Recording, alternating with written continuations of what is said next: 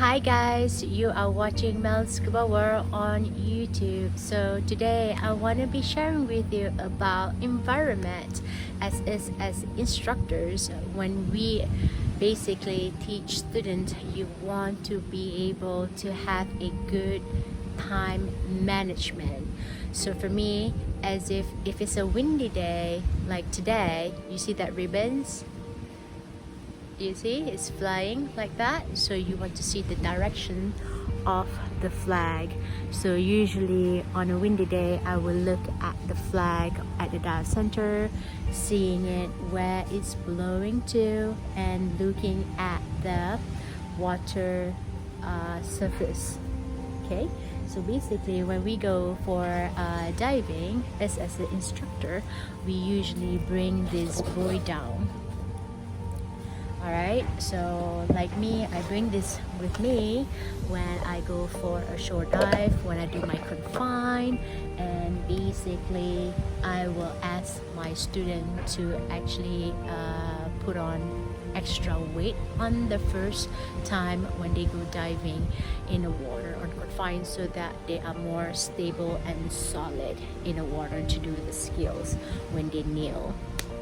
So yeah, that's one of my tips on a windy day, but the visibility today is so great that I saw a shark today, and we saw a banded sea snakes. So like for today, right, the condition is not bad if you look behind me. So again, diving flag is something that I use every day to look at the wind direction, and I also look at the forecast, the weather forecast. My favorite website for the weather would be www.surf-forecast.com, where you can even see live dots looking at the tides coming in and out, so you can plan your day with your student. Either you want to go down into the water first, or you want to do theory, right? For like today, it's sunny, it's really awesome, even the visibility is great, where I can see green here. Darker area is where all the corals are. So you as a diver, you also can use these tips by standing on the shore and looking where the sandy patches is. So sandy patches is where obviously the green, right? And the black area is where the corals are. So if you do not want to get caught, you don't want to be stepping into the corals, you want to enter where the green area here. Same as you as an instructor or a dive master when you conduct your refresher course, yeah, or your confine. So yeah, so like if it's really windy, so usually I will like do it at not like so shallow, because again the surge might happen where the students will keep pushing up towards the surface. So I will definitely either ask my student to wear extra weight on the first day of the course until they get their kicking and more comfortable under the water, or on the diver below the buoy, I usually bring extra weight there, so that I can always add it on into their tank or the BCD if needed to make them more solid. So if you look here at the shore, there is like lines. So lines is where usually boats come in and out, right? Obviously when the boat comes into the shore, the boat needs to be tied into the line. So if it's a windy day, to make it easy for you, I would actually, let's say for example the wind comes from this direction, okay, and coming towards the line.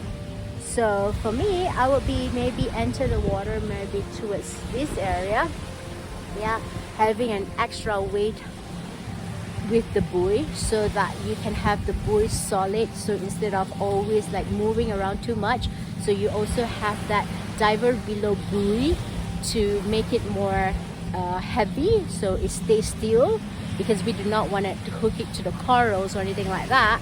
So you do not want to do that and hurt the environment. So that's what I do, bring extra weight and put it on it so that the buoy doesn't just move around or get drifted away. And if so, let's say the buoy doesn't drift away, I always ask the student to always keep swimming back towards the diver below the buoy, right?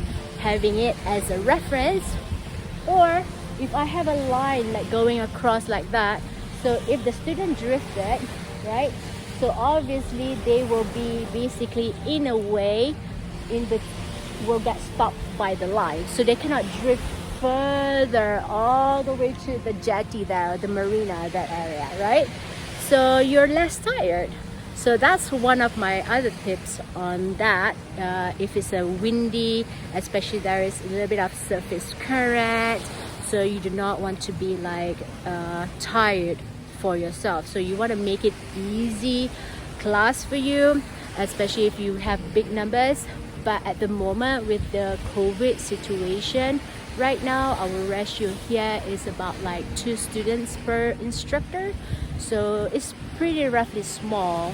And yeah, and so basically, yeah, that's one thing that you want to think of being a professional level, in terms of having your management in time to have a smoother class for and especially don't forget that it's like day like this where it's sun is out. Always tell the student, if they do want to wear sunscreen, please wear the sunscreen an hour before the dive, especially if you have like a lot of surface skill, right? You want to do that, ask your student to do that an hour before getting into the water, because the chemical in the sunscreen can transfer it to the sea. Or maybe perhaps ask them to get the eco-friendly sunscreen instead, that would not harm the animals, the marine life, and the water pretty much. So you guys, if you are a new viewer for my channel, please don't forget to subscribe it, as I have new videos every Tuesday and Friday. And don't forget to turn on that notification bell so that you will not miss any of my videos on related scuba tips, scuba facts, and eco dive living. Until then, you guys, bye. Thank you so much for watching.